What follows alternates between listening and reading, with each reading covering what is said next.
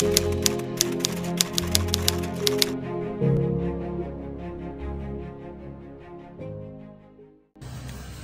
tentang karomah Simbah Kyai Raden Santri, beliau adalah seorang waliullah yang sampai dari masa hidup sampai meninggalnya pun beliau masih diharap berkah dan karomahnya.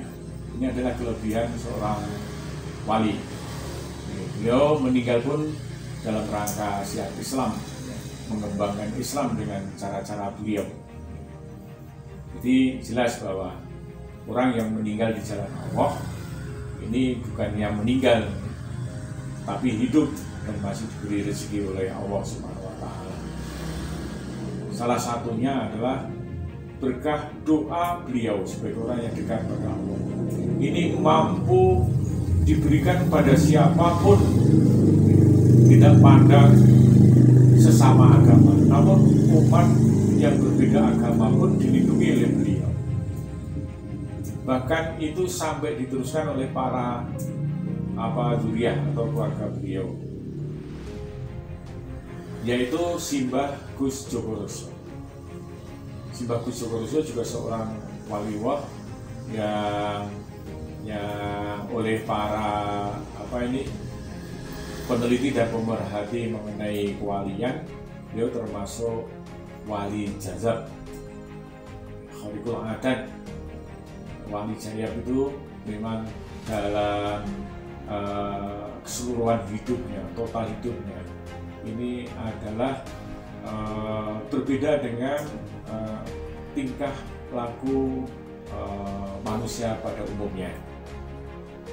Kemudian beliau juga menyamarkan dari sisi ubudiyahnya, hanya ingin dekat dan diakui saja oleh Allah. Penyamaran ini dia lakukan supaya tidak terganggu kehusukan dan kecintaannya kepada Allah. Ini adalah sebetulnya laku tasawuf. Namun ketika dimohon doanya, dimohon barokah doanya, beliau, siapapun yang datang kepada beliau ini selalu didoakan dan alhamdulillah hasil maksud atau doa-doanya itu terkabulkan. Itu tidak pandang bulu, baik umat Islam non Muslim, ya. Semua apapun dari latar belakang, entah itu kaya miskin, yang memiliki problematika hidup datang ke situ, rata-rata setelah mohon barokah untuk didoakan, meskipun beliau tidak langsung mendoakan, namun hanya menganggukkan kepala, memberikan sorot mata dengan memberikan tanda-tanda, ya. Beliau mampu menyelesaikan persoalan hidup dari orang yang datang sowan tersebut, dan alhamdulillah diberikan istijabah atau hasil maksud. Ini kemudian kalau berbicara lagi yang ada di makam Gunung Ring, salah satunya adalah Simbah Kyai Haji Dalhar.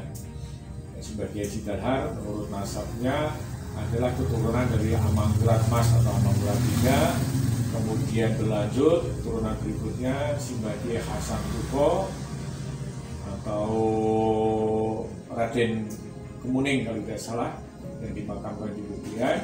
Kemudian Simbah Kyai Abdul Rauf, kemudian Simbah Kyai Abdul Rahman, kemudian Simbah Kyai Dalhar. Jadi urutannya adalah Amangkurat Mas, Simbah Kyai Hasan Tuko, Simbah Kyai Abdul Rauf, Simbah Kyai Abdul Rahman, dan Simbah Kyai Haji Dalhar. Nanti berputra Simbah Kyai Haji Ahmad Abdul Hambal. Berbicara tentang karomah beliau ini tidak akan selesai kalau kita bicarakan pada satu kesempatan. Namun ada hal yang menurut pribadi saya perlu harus kita ingat, ya, bahwa beliau salah satu ulama sekaligus waliullah, ya, yang intens berkomunikasi dengan Nabi Khidir.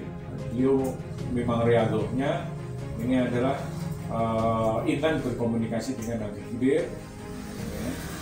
Kemudian sering berkomunikasi dengan Nabi Muhammad SAW, bahkan para wali, bahkan wali Jawa beliau sering melakukan kegiatan satu majelis dengan para wali yang ada di tanah Jawa.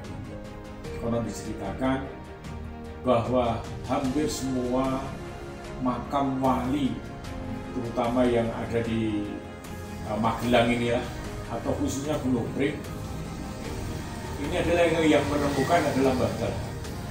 Di karomah penting yang perlu dicatat adalah beliau mampu berkomunikasi dengan arwah, mulai dari anbiya, syuhada, sholihin, para ulama, para aulia. Makam para wali yang ada di sekitar kita pun beliaulah yang menemukan. Masyarakat sebelumnya tidak tahu bahwa di tempatnya atau daerahnya itu ada makam ulama besar, makam wali besar. Kemudian setelah diperintahkan oleh Mbah Dalhar bahwa di tempat tersebut ada makam wali ataupun ulama, selanjutnya masyarakat menggali tempat yang tidak terduga kalau di situ ada makamnya, masih ditemukan batu nisan dan sebagainya.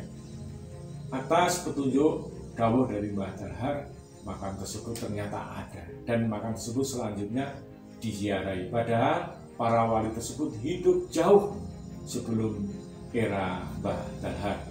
Nah ini. Kemudian karomah beliau lagi, salah satunya adalah karomah yang mendidik nasionalisme kita. Apa itu? Beliau salah satu ulama yang memberikan doa, kalau istilahnya pada saat itu adalah yang nyuwi bambu runcing Paraan. Paraan pada era-era revolusi kemerdekaan dalam rangka memperjuangkan atau mempertahankan kemerdekaan Republik Indonesia. Terutama spirit bambu runcing yang menjadi simbol ataupun lambang keberanian rakyat terhadap kolonialisme.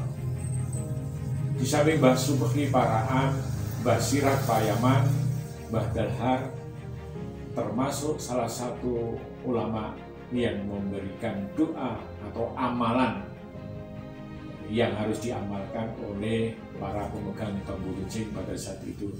Disebutkan dalam sebuah buku sejarah bahwa Mbah Subhi ini ya, dari Mbah Subhi dulu ini memberikan doanya adalah Bismillahi bi'aunillah, itu 3 kali. Allahu ya hafidhu, Allahu ya hafidhu 3 kali itu ya. Kemudian Allahu akbar, Allahu akbar, Allahu akbar 3 kali itu. Kemudian selanjutnya Mbah Sirat Payaman itu menambahkan dengan sebuah doa ini ya, yang kalau boleh saya bacakan, Ilahana ya sayyidana anta maulana wangsurna alal qaumil kafirin. Ini 3 kali. Nah, Mbah Dalhar ini menambahkan doa juga untuk ijazah bambu runcing. Di sini disebutkan bahwa Mbah Dalhar Watucana memberikan doa Allahu hafidun qadimun azaliyun hayyun qayyumun wala yamut. 3 kali dibaca oleh para pembawa bambu runcing ini setiap pagi dan sore. Jadi dibaca 3 kali. Jadi Mbah Dalhar sekali lagi memberikan doa suwuk ya, hijayah kepada pemegang bambu runcing. Doanya adalah Allahu hafidun qadimun azaliyun hayyun qayyumun wala yamut. Itu dibaca 3 kali. Ini luar biasa.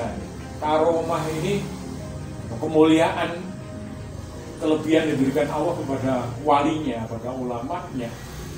Ini yang mampu memberikan spirit nasionalisme, menggerakkan keberanian yang luar biasa ini untuk berperang melawan penjajah Belanda pada saat itu, walaupun hanya dengan menggunakan bambu runcing. Ini saya kira karomah yang sangat luar biasa. Ya. Demikian sekelumit tentang karomah dari para ulama-ulama yang ada di atau yang dimakamkan di makam Gunung Pring. Ya, assalamualaikum warahmatullahi wabarakatuh.